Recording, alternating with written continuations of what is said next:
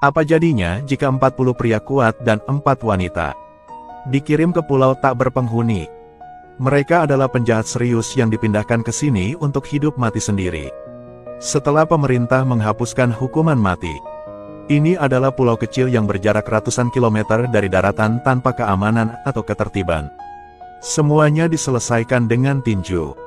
Melewati beberapa putaran pertarungan, Bobby yang paling galak menjadi pemimpin tertinggi. Karena untuk mengkonsolidasikan posisi orang-orang yang melawan, dia melemparkan mayat mereka ke bawah. Para perempuan tidak hanya harus bekerja keras di siang hari. Malam harinya, Bobby ditugaskan bekerja lembur bersama beberapa anak buahnya. Untuk melanjutkan hidup, wanita itu hanya bisa berbaring dan menerima.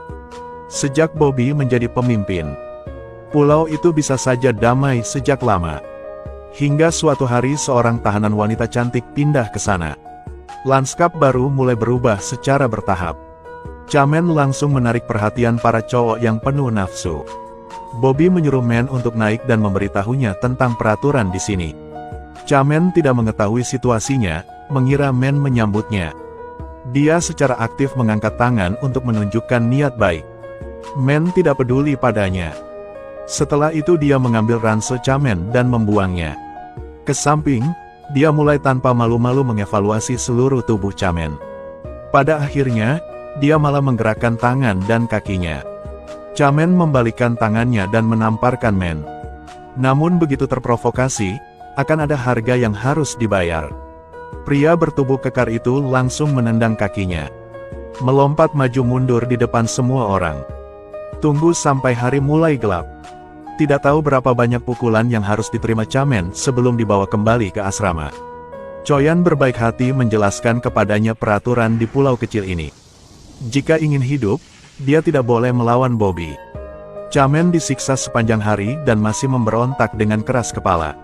Mengekspresikan bahwa dia pasti akan menemukan cara untuk meninggalkan tempat jahat ini. Meskipun Chamen memiliki mulut yang keras, tubuhnya sangat jujur. Segera, dia menurut dan mulai bekerja sebagai kuda dan lembu. Laki-laki sering kali terlibat pertengkaran hebat karena perempuan. Hal ini juga disebabkan oleh jumlah penduduk yang besar dan sedikit makanan. Hal ini menyebabkan Vander yang sudah lama tidak bisa melampiaskan amarahnya, menjadi semakin marah. Seorang pria sambil menyajikan nasi sembarangan menabrak mereka dan menjatuhkan mangkuk nasi Vander. Akibatnya, dia dipukuli selama 3 jam.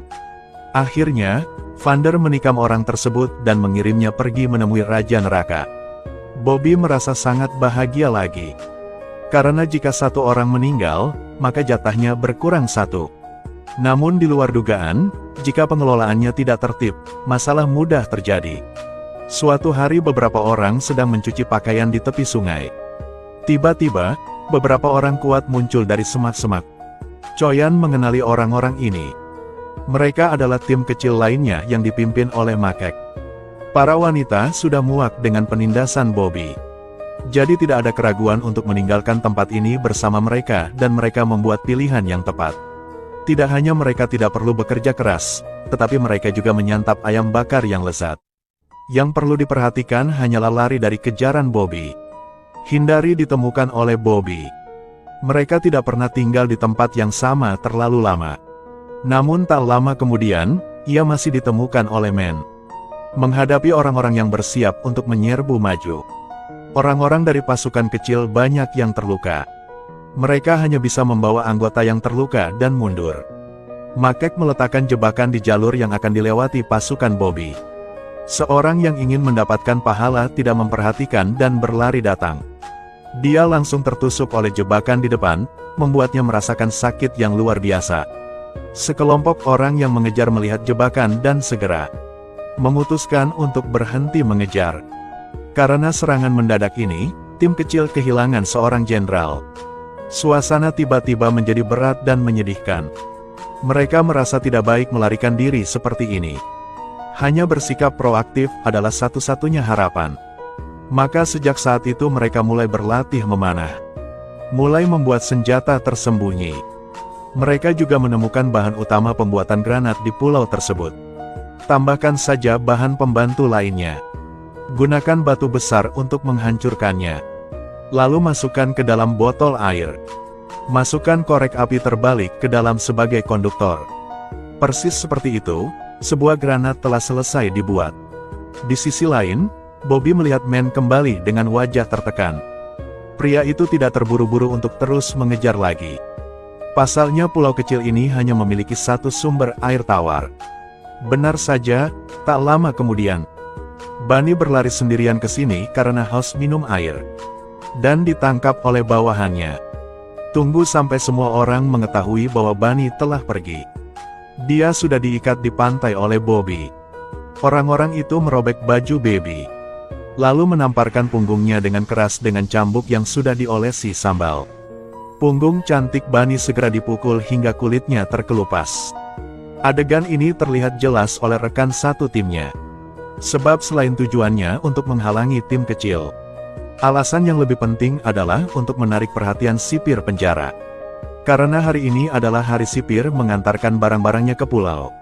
Sebelum sipir datang ke darat, Bobby dan anak buahnya segera bersembunyi. Penjaga penjara sampai di pantai dan melihat adegan ini. Merasa sedikit kasihan pada kecantikan dan bersiap menjadi pahlawan untuk menyelamatkan kecantikan. Dia menyuruh sipir lainnya untuk mengambil alih melindungi di belakang. Dan dia berlari untuk melepaskan ikatannya. Namun saat menyelamatkan orang, bawahan Bobby diam-diam naik ke speedboat sipir penjara. Menggunakan satu pukulan dengan sikunya, dia mengalahkan pria yang menjaga perahu. Kemudian dia dengan panik menembaki dua penjaga penjara di pantai yang sedang melongar kewaspadaan. Bobby mendapat pistol dan menjadi lebih gila lagi. Vander baru saja membuat masalah besar hanya karena sedikit mempermainkannya. Dia dikirim langsung ke neraka dalam hujan peluru. Tunggu sampai Bobby pergi. Orang-orang dari tim kecil mengambil 2 barel bensin dari speedboat. Lalu menghitung jumlah granat yang telah mereka buat sebelumnya. Ketika tim kecil tiba di barak, mereka menemukan sebuah taman kosong. Hanya ada satu saudara laki-laki yang tidak beruntung sedang pipil. Pengawal skuadron kecil itu dengan cepat mengalahkannya. Bunny yang baik hati itu juga membakar granat di luar. Membuat lelaki beruntung ini terbang bersama sisa kencingnya. Kemudian satu demi satu setiap rumah diledakkan. Dalam penyergapan, akhirnya tidak bisa menahan diri, serangan balik yang menggunakan senjata. Sayangnya, keahlian menembaknya sangat buruk. Semua peluru ditembakkan, tapi tidak ada yang terkena. Dia harus memerintahkan semua bawahannya untuk segera keluar. Bobby yang bersembunyi di bunker melihat situasi yang kurang baik. Segera mulai menembak dengan liar tanpa membedakan siapapun dari siapapun. Setelah baku tembak penuh keren ini, jumlah bawahan yang tewas lebih banyak daripada jumlah pasukan musuh yang tewas. Sayangnya, bahkan bawahan terdekat dalam pertempuran kacau itu terluka. Dia dengan panik mengetuk pintu besar bunker. Dia segera membuka pintu untuk mempersilahkan dia masuk. Melihat Bobby dan Man sama-sama masuk ke dalam shelter, Makek segera menyalakan keran dan menuangkan 2 barel bensin ke dalam pipa air kayu tersebut. Biarkan bensin mengikuti lintasannya hingga mengalir ke tempat penampungan air penampungan. Saat Bobby mengetahuinya, semuanya sudah terlambat. Makek di luar menyalakan bensin.